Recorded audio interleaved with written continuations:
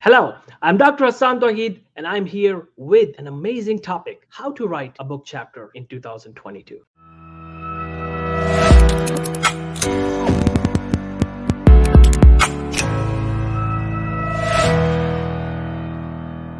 How to write a book chapter in 2022. Why 2022?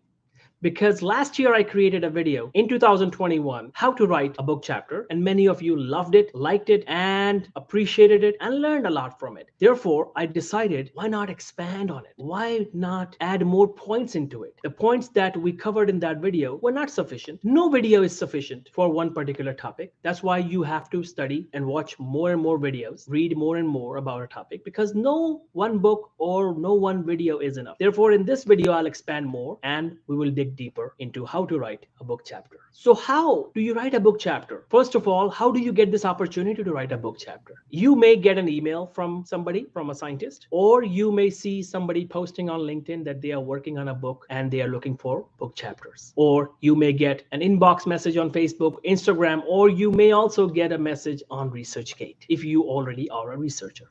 Now, once you get this message, highly likely this message is from the editor of the book. Yes, academic books are written like this. They have an editor, and editors look for book chapter authors. So they are looking for a book chapter author. And if you are interested, just let them know that, yes, I am interested. Now, what do you do next? Once you have shown interest in the book chapter, if the topic of the book is related to your specialty, just ask the editor, can I see the list of the chapters that are available? I want to see if the chapter that I'm writing is in the domain of my field or is in the boundary of my specialty. If they have a list, they will share the list with you and you see if any of the chapters make sense. Now, if you don't like any of the chapters available or none of the chapters make sense, what you can do is you can suggest a chapter and you say, I have a suggestion, or begin something like this, that I appreciate that you sent me the chapter list. However, I'm not interested in any of these chapters. I have a suggestion to add this and this chapter, and I would be willing to do that. I would be willing to write a chapter on that topic. And just ask them. You never know. They say yes. This happened with me. When I was a book editor, authors asked me on these kind of questions. In my current book, one of the authors asked the same question. She suggested a chapter and we liked the idea. We accepted it. So there is no harm in asking the editor, this is my idea.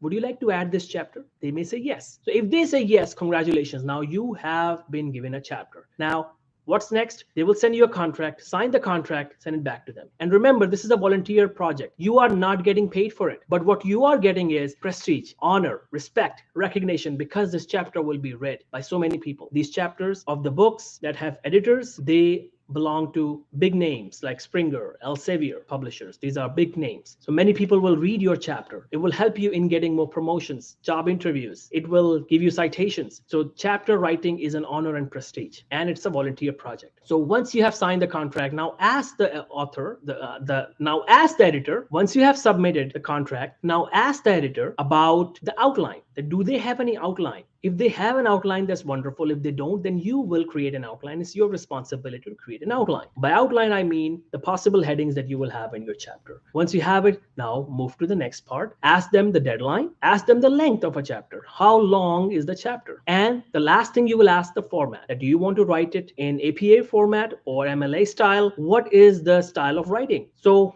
the editor will let you know about the deadline. Now you have deadline clarity. They will let you know if they have the outline. If not, then you create an outline. The next thing is the length of the chapter. If they have a length of a chapter predetermined or decided, they will let you know that 10 pages, 12 pages, 15 pages, 20 pages, 30 pages. They will let you know. If they don't tell you or they say it's up to you, then your length will be 3,000 to 5,000 words. Once you have 3,000 to 5,000 words decided, or 10 pages or 15 pages decided, and you have a deadline decided, now the format, don't worry about the format, because format will be taken care of later by the publisher. You just start writing. Now you begin writing. How do you collect data when you begin writing? There are three ways. You can interview people to collect data. You can do a survey study and collect data, or you can do literature review by collecting information from previously published papers. Now, if you are reluctant to interview people or do survey study, then just rely on review article. Most of the chapters are written by collecting data from previously previously published research papers. Yes, previously published research papers and book chapters and articles. So you can search simply on Google or go to reliable databases like PubMed, PubMed Central, Web of Science, Medline, Embase. Go to those databases, collect papers, and collect at least, I would suggest, 50 to 100 papers. If you have 50 to 100 papers, you are set to write your chapter. Now you have the data and you have the outline. Now begin writing. Now you can start writing by starting to write the introduction section, or you can wait and write the introduction section in the end. There are two ways. Yes, some people write the introduction section in the beginning. People like me, I love to write introduction section in the beginning to set the tone, but some people like to write the introduction section in the end. If you are the one who likes to write in the end, that's fine. The main chapter is actually the body of the chapter, and that is your data. So let's begin. First of all, divide your chapter into parts. What parts? The first part is the abstract. The second part is the introduction.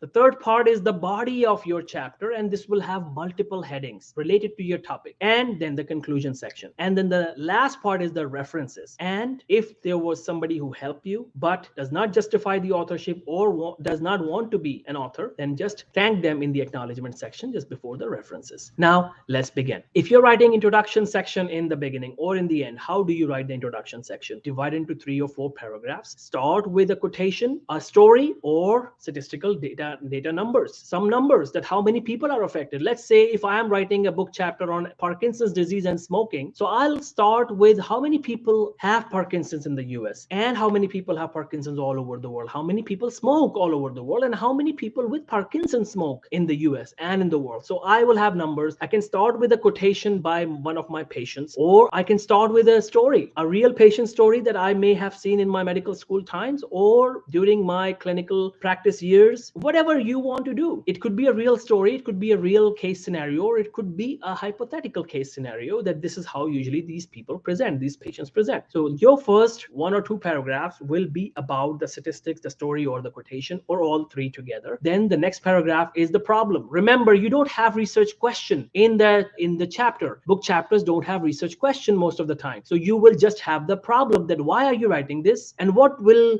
you gain by solving this problem, and what will we lose if you don't solve this problem. So you give a brief idea about the benefits and the advantages and disadvantages of solving the problem. And then the last paragraph, you can expand more that how you plan to write this chapter. What will be the sections and how long will be the chapter, something like that you can end, or you can skip this paragraph. It is not a must requirement to have this paragraph. Now jump to the body, the discussion part. Remember, in research articles, we call this as discussion. Here, you don't have to have the heading of discussion. You just start the main headings. So first of all, look at your data, organize your data according to topic, and each topic can become your heading. Let's say in your data, you have 50 studies, for example. 15 studies out of those 50 talk about male patients, 20 studies talk about female patients, and remaining studies are miscellaneous mixed studies. So what do you do? What I would do is I would give one heading as male patients of Parkinson's. Second heading will be female patients of Parkinson's who smoke, and then other studies. Now I have 3 kinds of headings, and each of these kinds of headings, I have the data according to that heading. So I'll insert that data into this heading and I'll rephrase it, rewrite it in my own words and give a reference. And I will do that in each of these headings, and my body section is completed. Once that is done, now I come to the conclusion part and I write my conclusion. Usually now, what is the length of the introduction section and body and conclusion? Remember, minimum 15% is the length of the introduction section. So minimum 15% is the length of the introduction section. If you are writing a book chapter of 3,000 words, then the length will be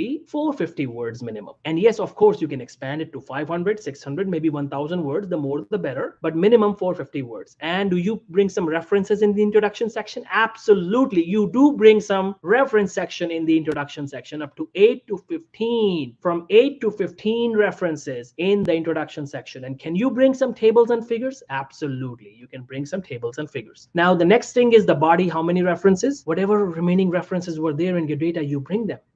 Here, no references in the conclusion section. And usually the length of the conclusion section is 400 words, or maybe 600 words in 2 paragraphs, or just 1 paragraph of 400 words. No new references needed to be added in the conclusion section, no tables and figures. But in discussion section, the body section of the chapter, you will bring the tables and figures. And remember, as I said, the headings will be abstract, introduction, and then the body Body will not have the heading of discussion. If you want to bring it, that's fine. But usually you just start with the topic. Parkinson's patients, for example, if I were to write a chapter, my headings will be like this: abstract, introduction. Now body begins, but what will be the heading? Parkinson's and smoking, an association. And then my next heading will be, I'll give a brief idea, start broad and give an idea to start my discussion section, the body section. And then I give my main heading of the body part, that is male Parkinson's patients and smoking. And then I'll give another heading, female Parkinson's patients and smoking, XYZ. So I think this is a good example. You can relate to this example while writing your chapter. 3 main points are enough to write in a book chapter. 3 to 5 points are more than enough to write a book chapter. That means 3 to 5 headings in your discussion section. They are more than enough to write in a book chapter, because you will write more studies in each heading and give more value to your chapter later. And now, how many references? There is no limit, as I said. If total number of studies you have collected are 50, then your discussion section, the body section, will have 50 studies or 49 studies. Some of these studies will be repeated in the introduction section, of course, or you may add all new studies in the introduction section that were not in your data. We'll talk about this in another video some other time. However, now, once you complete this discussion, what about tables and figures? Yes, bring as many tables and figures, up to 5 tables and figures, illustrations, some charts, some flow charts. Bring them here. If you are using somebody else's tables and figures, ask permission from that person and then complete your chapter. Once the conclusion section is done, is your chapter completed? No. Make sure you have the references heading and all the references are inserted. And if acknowledgement section is needed, then bring it before the reference section. And in the end, now write the abstract. Abstract is a summary, 250 to 300 words, or 150 to 300 words, or 150 to 200 words is the summary of the chapter, and that is the abstract. So you write the abstract now. So now your paper will have, the chapter will have the abstract, introduction, the body will have 3 or 5 points. That means 3 or 5 headings and some subheadings, and then the conclusion, then the acknowledgement, then the references, and this is how you complete your chapter. Now your chapter is completed, but don't submit it yet. Check for plagiarism. Use any of the softwares available. Buy the subscription if you have to. Check plagiarism and do the editing, grammar and spelling check. If you don't want to do that, then hire somebody. You can find people who will do that for you, and make sure that your chapter has no grammatical and spelling errors. And once that is done, you submit it to the editor.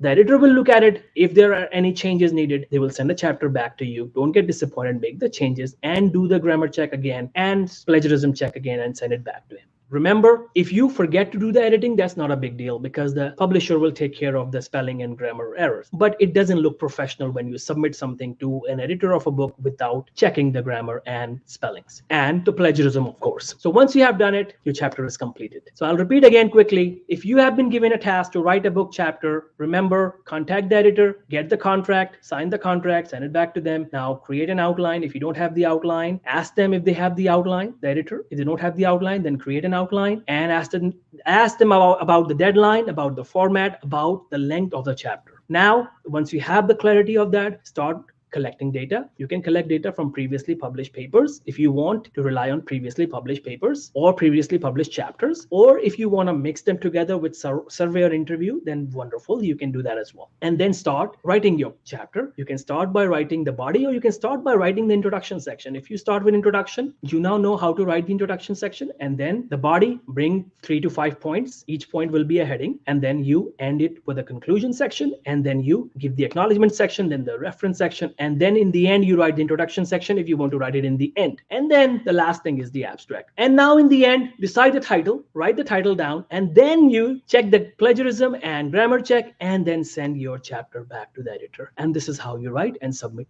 a book chapter. Thank you for watching this video. If you have any question, please comment below. I'll get back to you as soon as I can to answer your questions and concerns. Keep learning, keep watching. See you in the next video. Thank you.